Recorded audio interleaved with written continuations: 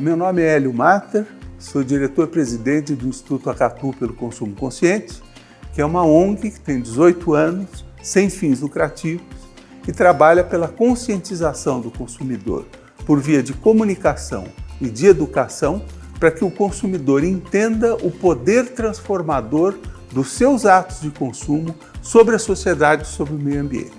O consumidor brasileiro tem sido estudado pelo Acatu desde 2001 e nós vimos uma evolução nesse período na direção da sustentabilidade. Por exemplo, nós testamos com o consumidor 10 temas com 2 possíveis direções em cada tema. Uma na direção de caminho da sustentabilidade, o outro na direção do caminho do consumismo. Dos 10 principais desejos em relação a esses temas expressos pelo consumidor, 7 são pelo caminho da sustentabilidade. Apenas 3 são pelo caminho do consumismo. 24% dos consumidores brasileiros hoje estão num nível mais alto de consciência no consumo.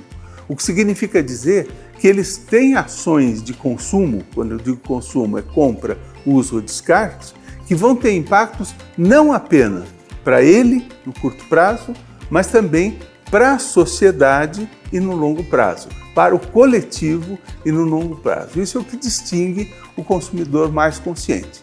É esse consumidor mais consciente, por exemplo, que envia para a coleta seletiva os descartes do que quer que seja que ele esteja se descartando. E ele é fundamental para que, por exemplo, uma economia circular possa se estabelecer dentro dos mais variados setores da economia. Os vários impactos que a gente vem sentindo a partir de embalagens que são descartadas pelos consumidores de maneira inadequada, levaram o consumidor a acreditar que o problema é a embalagem, quando, na verdade, o problema é o descarte inadequado, feito de maneira inadequada. A indústria se aproximar do consumidor me parece utópico, na medida em que o consumidor hoje está demonizando, entre aspas, a indústria de embalagem. O mais adequado seria que a indústria se aproximasse dos seus clientes e buscasse, de forma cooperativa, desenvolver embalagens que sejam mais sustentáveis. Seja do ponto de vista de mudar a matéria-prima nas embalagens para matérias-primas renováveis, para matérias-primas recicláveis, como do ponto de vista de diminuir a quantidade de embalagens sempre que isso for possível.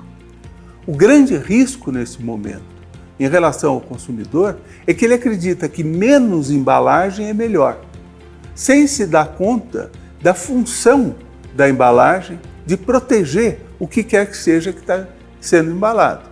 Isso é muito típico no caso de alimentos. O consumidor começa a procurar alimentos que não tenham embalagem plástica, por exemplo.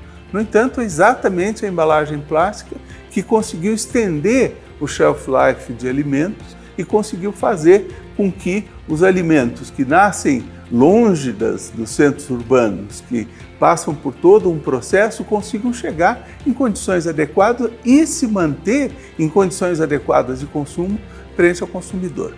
Essa percepção, se a indústria de embalagem tentar convencer o consumidor disso, o consumidor não vai acreditar.